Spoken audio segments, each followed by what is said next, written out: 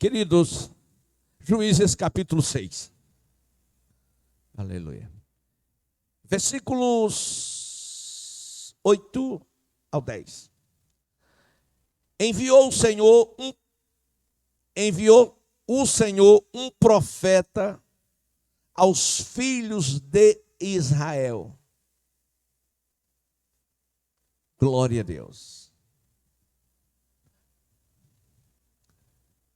E o profeta enviado por Deus, ele entregou aquilo que Deus lhe confiou, porque esta é a missão do profeta. É aquele que fala da parte de Deus ao povo. É aquele que responde à necessidade do povo. E ele disse: assim diz o Senhor, Deus de Israel: do Egito eu vos fiz subir, e vos tirei da casa da servidão. A primeira coisa que Deus falou ao povo foi trazer à memória o passado deles. Deus lembrou do lugar aonde eles estavam. Deus lembrou a situação que eles viviam. E Deus lembrou que foi Ele que com mão poderosa arrancou-os das mãos de Faraó e de todos aqueles que queriam o mal. No versículo 9, Deus diz: eu livrei vocês das mãos dos egípcios, das mãos de tantos quantos vos oprimiam, e coloquei para fora, e dei a vocês uma promessa, dei uma terra, e ainda disse: eu sou o Senhor vosso Deus.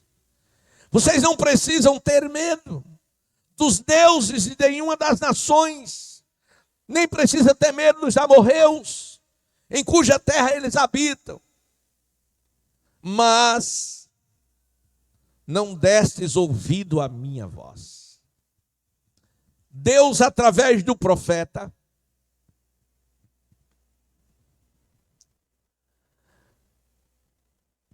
estava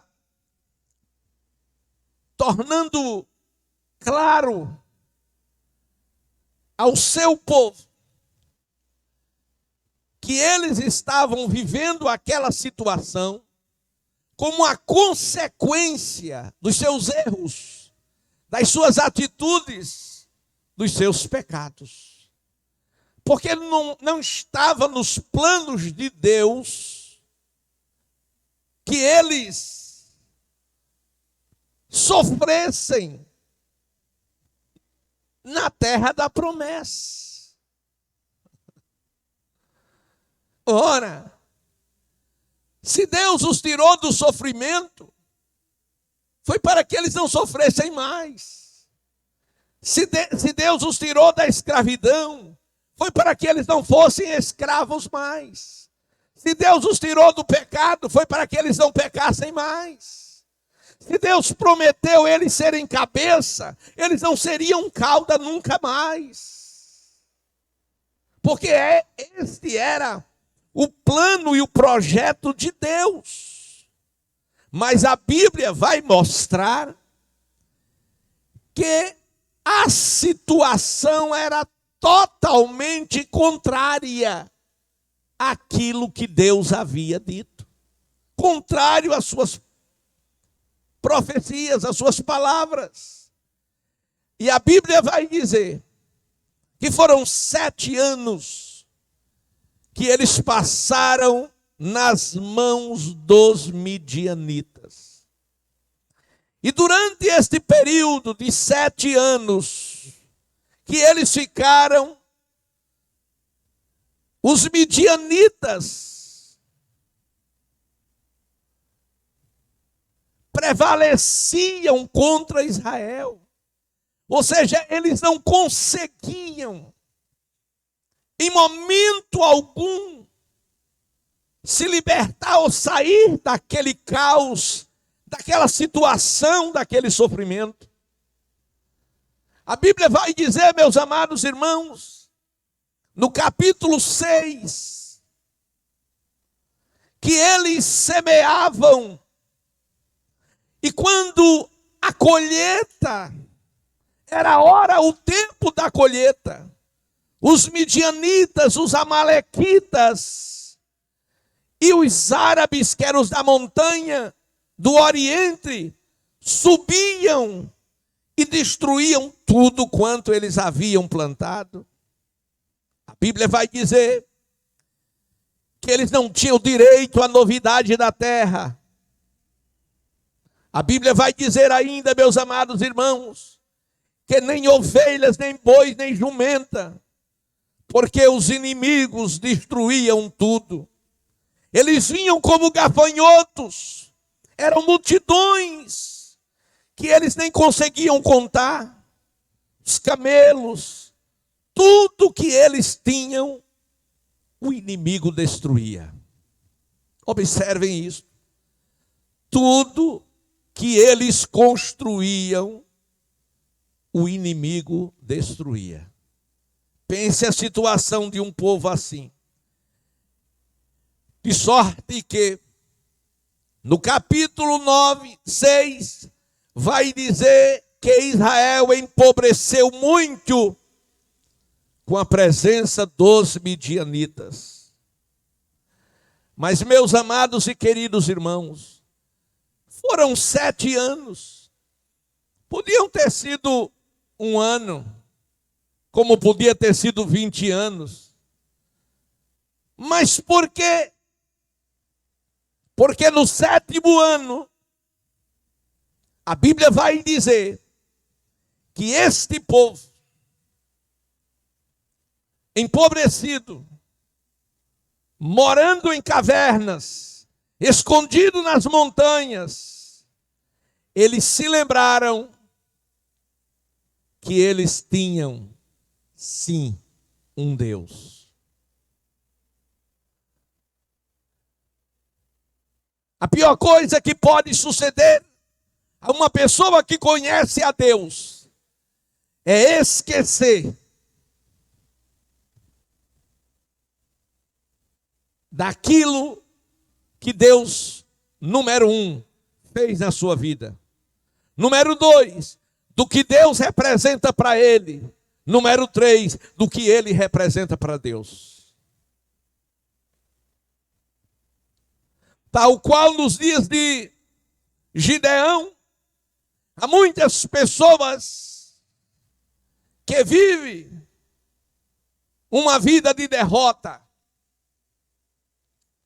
Mas Deus nos chamou para viver uma vida de conquistas. Deus nos chamou para viver uma vida de vitória. Foi para isso que Deus nos constituiu povo seu. Aleluia. Mas por que, se esse povo era o povo de Deus, por que os midianitas prevaleciam contra eles? Por que o mal predominava sobre a vida e família deles? Por que eles não conseguiam ter coisa alguma? Porque os inimigos destruíam tudo que eles construíam. Por uma só razão. Eles não deram ouvidos à voz de Deus. O que é que estava faltando nesse povo? Oração.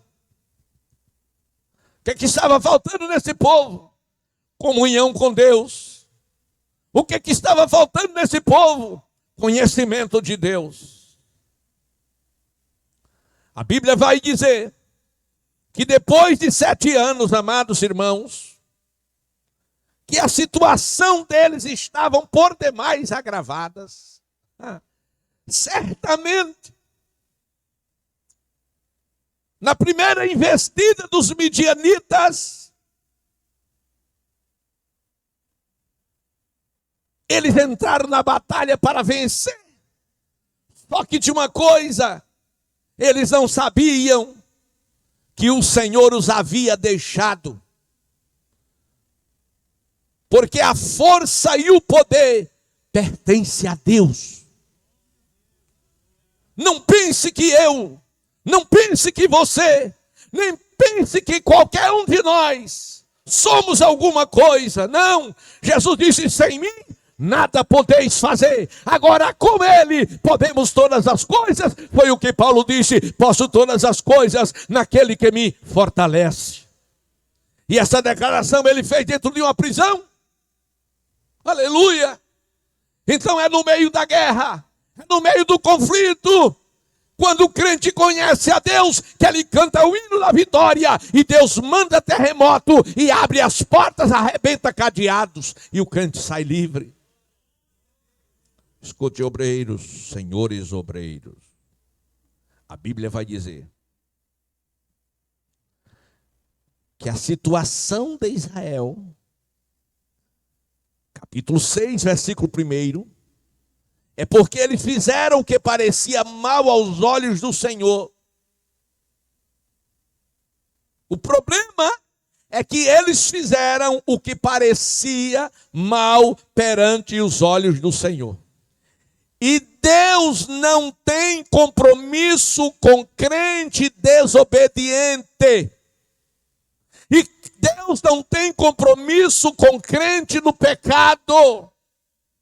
E Deus não tem compromisso com crente que não tem compromisso com Ele. Deus assume um compromisso com aqueles que assumem com Ele um compromisso.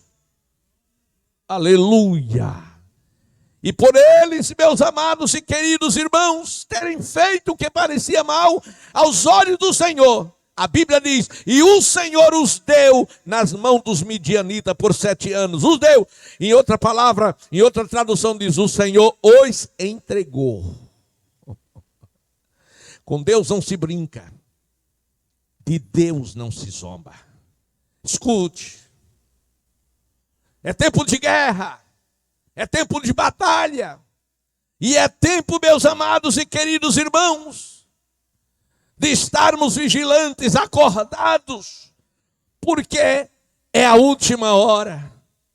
O apóstolo Pedro disse: filhinhos, é já a última hora, e esta hora é a hora dos últimos combates. E esta hora é a hora de estarmos alertas. E esta hora é a hora que o inimigo vai partir para cima da igreja. E essa igreja precisa, sim, estar revestida do poder de Deus. Glória a Deus para si. E amados e queridos irmãos, reclamar não resolve, não é solução. Murmurar também não é solução. Se tem perdido muito tempo se lutando entre si, irmão lutando com irmão, líder lutando com líder. Não, irmão. Enquanto você está falando mal do seu irmão, enquanto você está perseguindo o seu irmão, enquanto você está tentando ferir o teu irmão, enquanto você está brigando com o seu irmão, o diabo está avançando e rindo da sua cara. Meus amados e queridos irmãos, é tempo de darmos as mãos, unir as nossas forças e destruir as fortalezas de Satanás no nome do Senhor Jesus Cristo. Não é o que eu acho, não é o que eu penso, não é o que eu quero, é o que Deus acha, é o que Deus pensa e é o que Deus quer. Aleluia. Aleluia. Vocês lembram de Israel? Esse mesmo Israel. Quando o povo viu Faraó com seus cavaleiros, quando o povo viu o deserto, quando o povo viu o mar diante deles, o povo, a primeira atitude do povo naquele momento foi murmurar contra Moisés. Eles foram ao pastor Moisés, o guia espiritual dele. E veja que coisa terrível. Eles disseram: tu nos trouxestes, tu nos tirastes do Egito. E foi Deus que tirou. E foi Moisés que tirou o povo do Egito. Foi Deus. Mas eles agora disseram: tu nos tiraste de lá para nos matar aqui. Chamaram Moisés de assassino. Assassino. Era isso que eles estavam dizendo do pastor Moisés. Você é um assassino, rapaz. Como é que você tira a gente de lá para trazer para cá? E será que não tem muitas pessoas dizendo isso dos seus líderes? Dizendo que ele está errado? Louvado seja o nome do Senhor.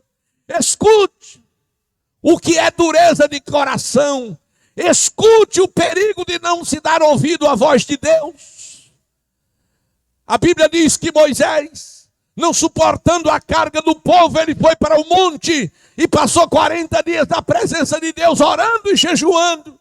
E o que o povo fez? Convenceu Arão, que cedeu à pressão do povo. Foi uma falha grave de um assistente do pastor Moisés. Foi gravíssimo a atitude de Arão ter se deixado seduzir pela vontade popular. Porque eu quero dizer para você que está me ouvindo, que, meus amados e queridos irmãos, nós não temos que ceder à pressão do seu ninguém, de forma alguma. Nós temos que ter princípios, e os nossos princípios devem ser princípios de Deus, e tem princípios que são inegociáveis. E a Bíblia diz que aquele povo chegou para Arão e disse: nós não sabemos o que foi feito deste tal Moisés. Tal Moisés. Eles nem sequer se deram ao respeito de dizer o pastor Moisés. Não se deram ao respeito de pelo menos o Senhor Moisés. Diz esse tal Moisés, como se Moisés fosse um maloqueiro, como se Moisés fosse um empregado deles. Não, Moisés foi um homem comissionado por Deus com uma grande missão de arrancá-lo do Egito, da mão de Faraó, e adentrá-lo na terra que mana leite e mel. Mas eles não se deram ao respeito e chamaram o tal Moisés. E o pior, Deus disse: do Egito não traga nada. E eles trouxeram quase tudo. E o que eles trouxeram serviram de embaraço. E ele pegou tudo o que foi pendengos das mulheres. E ele fez um enorme bezerro de ouro. E colocou no andor. E fizeram uma festa, um bacanal, e beberam, e fumaram, e dançaram, e se prostituíram, e ainda olharam para o bezerro e disse: este foi o Deus que nos tirou do Egito.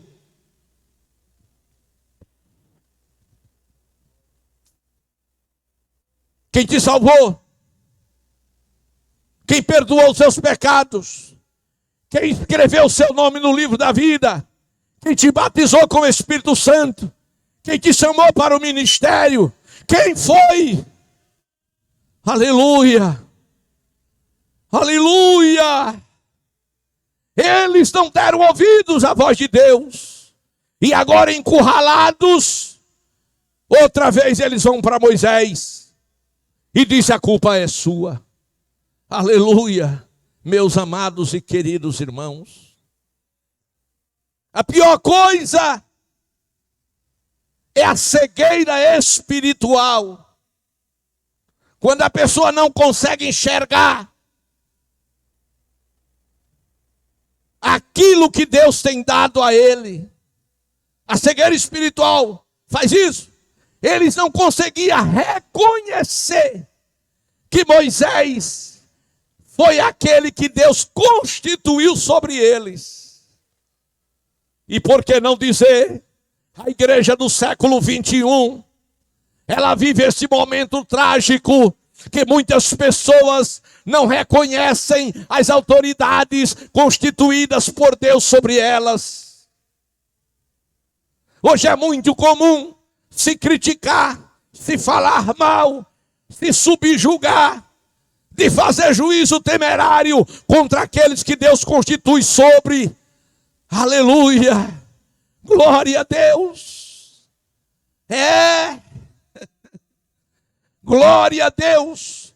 É por esta razão que hoje no Brasil existem dezenas e centenas de pastores dizendo: eu não quero mais ser pastor, eu quero ser um profissional liberal, eu vou montar o meu negócio, eu vou trabalhar naquilo que eu tenho conhecimento e condições. Aleluia. Por quê? Porque não tem aguentado a pressão de um povo cego espiritual, de um povo que não teme mais a Deus, de um povo que não reconhece aqueles que Deus constitui sobre eles.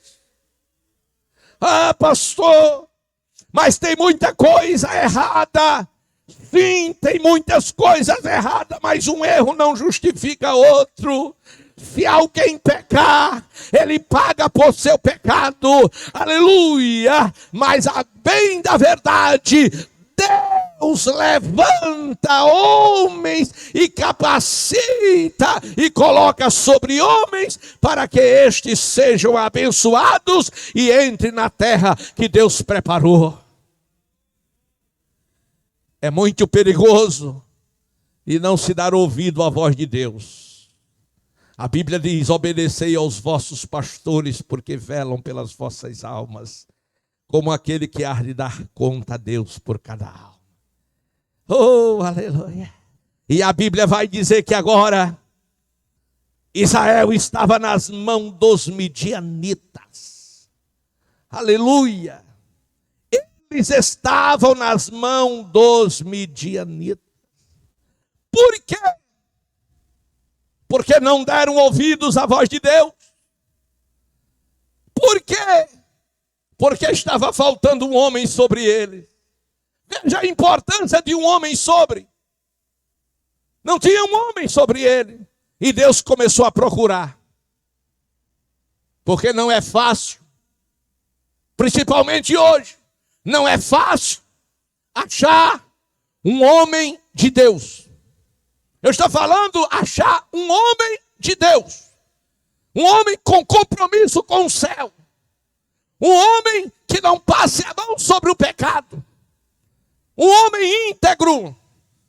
Um homem de coragem. Um homem que não fale para agradar, mas fale aquilo que Deus coloca na boca dele para ele falar.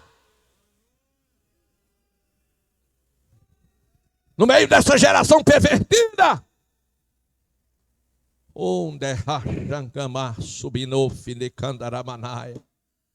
e a Bíblia vai dizer que Deus achou um, e esse um era Gideão. Glória a Deus. Deixa eu só concluir. Não dá para dizer tanta coisa pelo tempo. Mas só entenda uma coisa. Gideão foi chamado de Jerubbaal. Por quê? Porque ele pôs abaixo a idolatria de Israel, derrubando Baal. Quando ele derrubou Baal, ele ficou só. A atitude de Gideão foi correta diante de Deus, mas não foi diante dos homens. E todo mundo foi procurar saber quem foi que havia derrubado o poste de Baal. E quando descobriram que foi Gideão, ninguém foi lá defender ele. Somente o pai, que Deus usou, e disse: me diga uma coisa, o que foi que meu filho fez? Disse: derrubou o poste de Baal. E disse: mas Baal é o quê? Disse: é Deus. Disse: Baal é Deus? Disse: é. Então vamos fazer o seguinte: se ele é Deus, que ele entre com providência contra meu filho. Glória a Deus. Aleluia. Gideão foi achado por Deus. E quando ele foi achado, ele foi chamado de varão valoroso. Deus reconheceu como o valor que ele tinha. O homem não, mas Deus reconhece. Escute, alguém pode não reconhecer o seu valor, Mas não desista, vai em frente. Se ninguém reconhecer, mas Deus do céu vai reconhecer o teu valor, o teu trabalho, a obra que você está fazendo para Ele. Aonde você estiver, fale a verdade, diga a verdade, pregue a verdade. Não tenha medo da verdade, porque Deus está do lado da verdade. Eita, chocandamahai. Glória.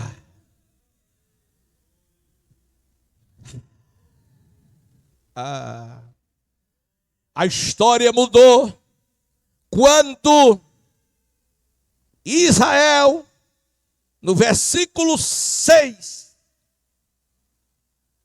depois de empobrecido e derrotado, os filhos de Israel, aqui, clamaram ao Senhor. Capítulo 6, a última parte.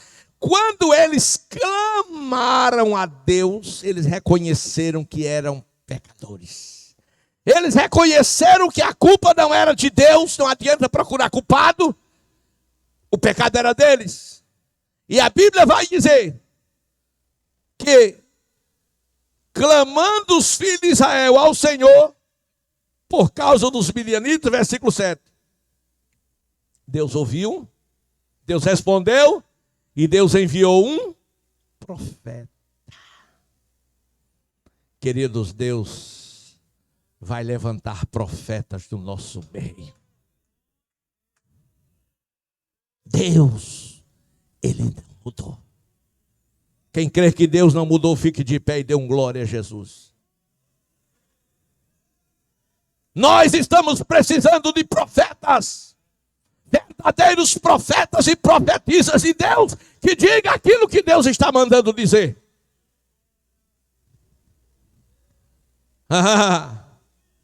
Tem muita gente aí preocupada com quantidades. Deus não está preocupado com quantidade não, irmão. Deus está preocupado com qualidades. Deus está querendo homens e mulheres comprometidos com a verdade. Deus quer uma igreja pura, santa, diferente, poderosa, cheia do Espírito Santo, no meio de uma geração corrompida. Não pense que vai coisa boa vir, não. Tem coisas terríveis que podem acontecer. Estamos caminhando para o fim. Quando eu vi nas urnas aquela derrota do presidente dos Estados Unidos, eu digo, meu Senhor, a volta de Jesus está bem mais perto do que nós estamos esperando. Pastor, por quê?